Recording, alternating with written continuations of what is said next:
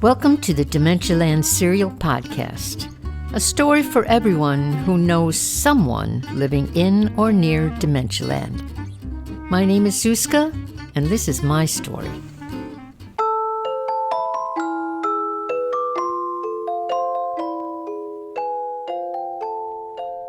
I don't have a clue what I said at that moment. I vaguely remember hearing people in cotton-press uniforms talking, but the walls of the room muffled my ears. Their words were bent and distorted. I heard nothing, really. You see, I'm a rebel with fairly good daughter intentions, and I consider myself a superwoman. Well, at least I thought I did.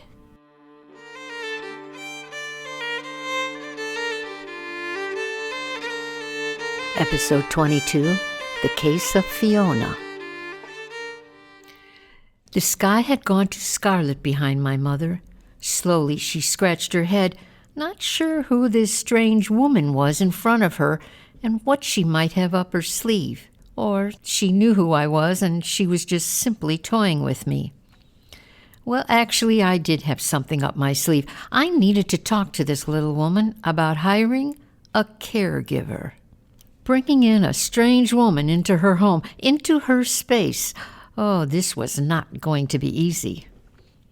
Violet's eyes were glued to my face and never wandered off for a second, not even for a blink. She nonchalantly put her arms into a fold, crossing her breasts. Fingers from under the fold blindly searched the air for a touch of leather, a reassurance that her purse was at her side. But her eyes darted way ahead of my attentions. Before she had a chance to speak, I presented my case. Miss Violet, you know how crazy busy it has been around here. You know, what with everything the both of us have to do. Well, I've been giving this much thought. You're an independent woman, and I'm an independent woman. You know, you're single, and I'm single. I think what we need is a secretary. A kind of secretarial day organizer, a helper with maybe some caregiving skills, which we both can use. Violet prepared her face, a wooden fixed smile which expressed nothing perfectly. And what are you going to do all day, Missy? Are you planning on leaving me? Oh, no. I'm definitely not leaving. I'll be working over there on the dining room table. The table had piles of my mother's past due bills, bank statements, titles and policies, and various papers of importance that I found in overstuffed boxes tucked in the corners of the back room. The room paused while the word secretary passed through my mother's head. I played with my ear and bounced my earring around with my thumb, a nervous habit of mine. I don't think so. You're here, so we really don't need anybody. Her words moved slow and wandered, looking for a place to sit for a while. Everything told me to wait just a second and hold on. Acceptance was just around the corner. Her face softened, as if she were calculating the sound, secretary. I thought my approach to be quite clever at that moment. Her resistance was weakening. She raised her eyes with a look of surrender. Slowly, Viola was about to speak with authoritative importance and humble resign. I placed my hands together and sealed the deal with a tight grip. Okay, now, this sounds real good, Mom. You and I are going to have a secretary. That's a smart choice. I'll put an ad in the paper tomorrow. Looking for caregiving support in the daily activities for a kind of woman with dementia. Assistance with bathing, grooming, dressing, and eating. Basic companionship and interactive communication required. Caregiver must look out for the physical safety of the patient. No restrictions on food.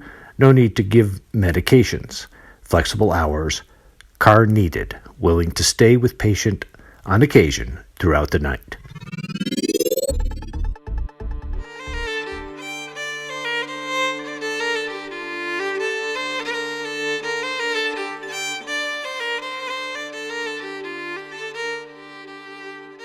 The first thing I did was I rearranged things in the back room, the room I called Dementialand.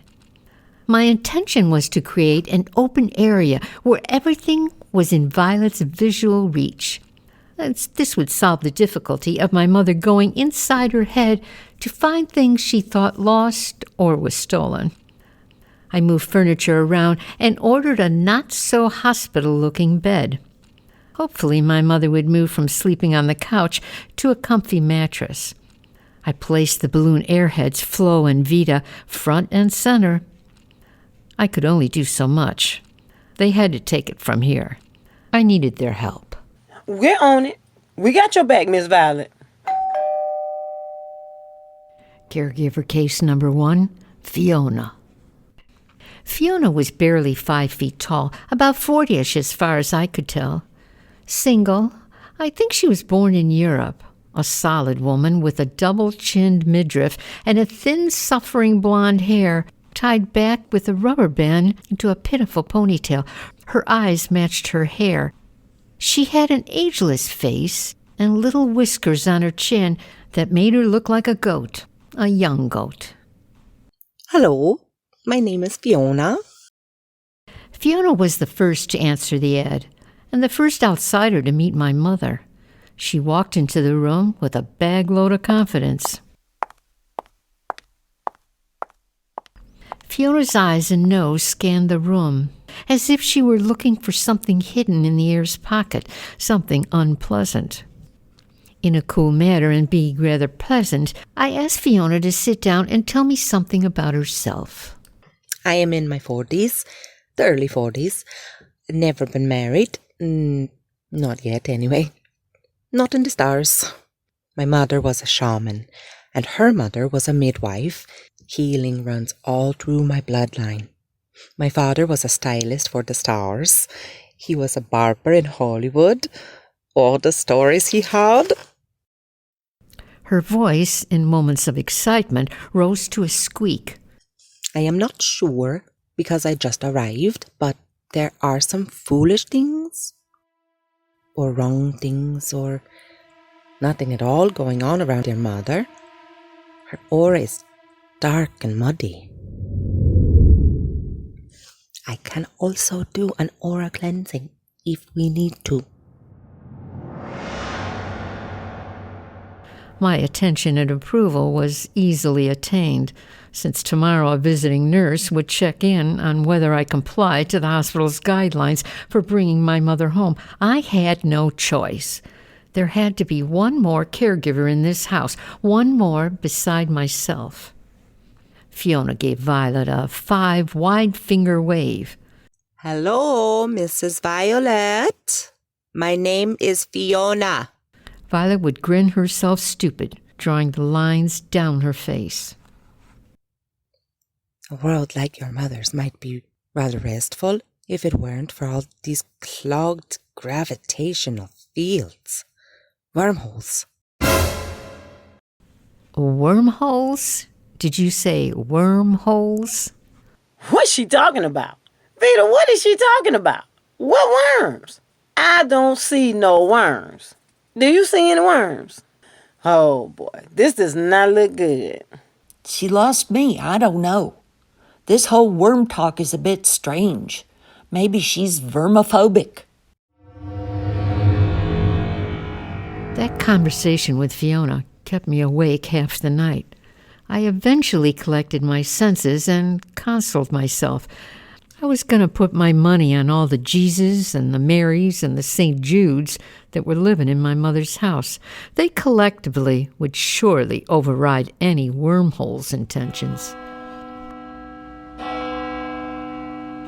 I watched Fiona without her notice and kept a close eye on my mother's reaction to this secretary.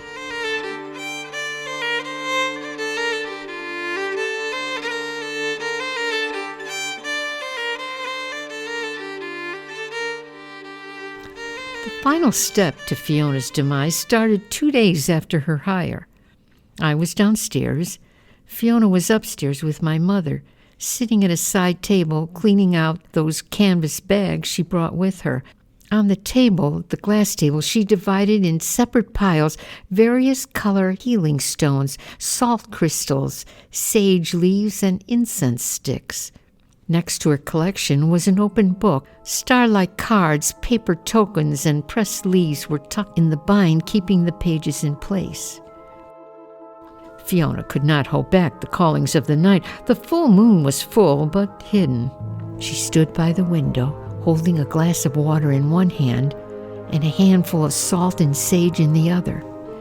She squeezed her eyes shut, permitting only one eye the tiniest slit opening as she dropped tiny pinches of salt and sage leaves around the room. She circled Violet's bed, gripping 4 sticks of burning incense in one hand. A loud aroma would set the stage for her spiritual encounters. Fiona stood over Violet, waving her arms and eyes in all crazy directions, shoving the bad energy aside and loosening its grip from Violet's bones. Violet woke and looked into the face and screamed, "Ah! What the hell are you doing, you crazy lady? Get the hell off of me!" Good Lord, what was that? What's going on? What's that lady doing to Miss Violet? Scoot closer, Flo. I can't see. Is it those worms she was talking about? Are we being attacked? Where'd they come from? I do not trust this Fiona. Don't trust her at all. Scream, honey. Scream as loud as you can, Miss Violet. Be careful, Vida. Don't get too close. Fiona is swinging those hands around like a crazy person. She's gonna hurt somebody. "She's trying to kill me. Help me, Jesus. She's gonna kill me, for sure." Her voice fell apart like 1,000 stars and went flying into the room. I ran upstairs so quickly I dropped my legs twice.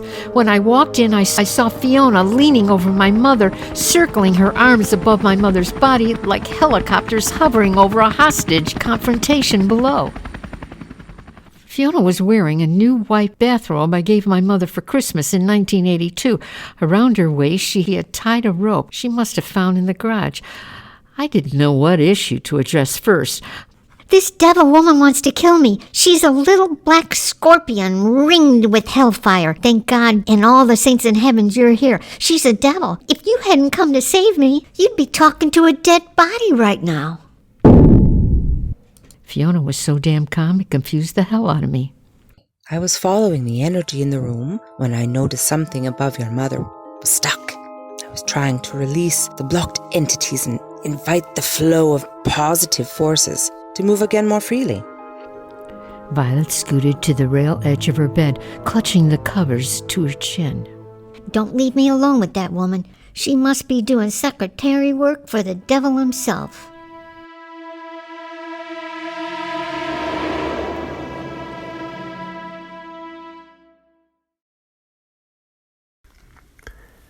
Name, Fiona. Hired on Thursday, dismissed on Monday. Reason for dismissal, energy hovering, choking, and strangulation of existing air.